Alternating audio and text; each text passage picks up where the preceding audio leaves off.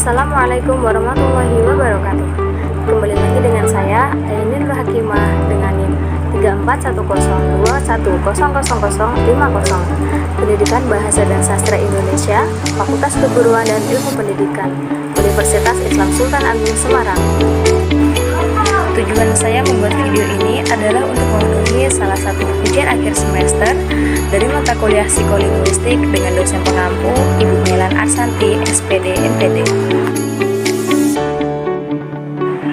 Langsung saja, di sini saya akan membawakan materi mengenai gangguan berbicara dan berbahasa pada anak. Yang pertama, ada gangguan berbicara atau sering disebut juga dengan apraksia. Nah, apraksia ini merupakan gangguan saraf di otak yang membuat anak kesulitan mengkoordinasikan otot yang digunakan pada saat berbicara. Gangguan berbicara itu diakibatkan oleh beberapa hal. Yang pertama ada masalah artikulasi, yaitu ketidakmampuan atau kesulitan seorang anak dalam menghasilkan suara atau kalimat yang jelas. Lalu yang kedua ada gangguan bersuara, yaitu gangguan bicara di mana beberapa suara tidak diproduksi atau digunakan dengan benar. Yang ketiga, masalah kefasihan. Hal ini terjadi ketika seorang anak mengalami masalah pada aliran, kecepatan, dan ritme saat bicara. Nah, biasanya masyarakat menyebut hal ini dengan gagap. Dan yang keempat, ada afasia. Afasia ini dapat mempengaruhi kemampuan seseorang untuk mengekspresikan dan memahami bahasa lisan dan juga bahasa tulis. Faktor terakhir yang mempengaruhi gangguan berbicara yaitu ada keterlambatan berbicara. Keterlambatan berbicara yang dapat dipacu oleh faktor lingkungan, gangguan pendengaran, atau gangguan tumbuh kembang. Yang kedua ada gangguan berbahasa pada anak atau biasa disebut dengan afasia. Afasia ini merupakan kondisi di mana seorang anak tidak mempunyai kemampuan dalam berbahasa akibat kerusakan otak. Kemampuan dalam berbahasa yang dimaksud ini meliputi berbicara, menulis, mengarang, serta membaca.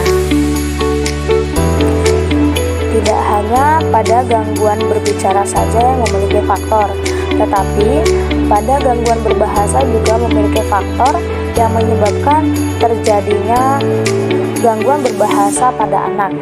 Nah, yang pertama ada spektrum autisme. Spektrum autisme merupakan gangguan perkembangan saraf yang memengaruhi pengembangan bahasa dan kemampuan seorang anak untuk berkomunikasi, berinteraksi, dan juga berperilaku. Faktor selanjutnya apraksia lisan.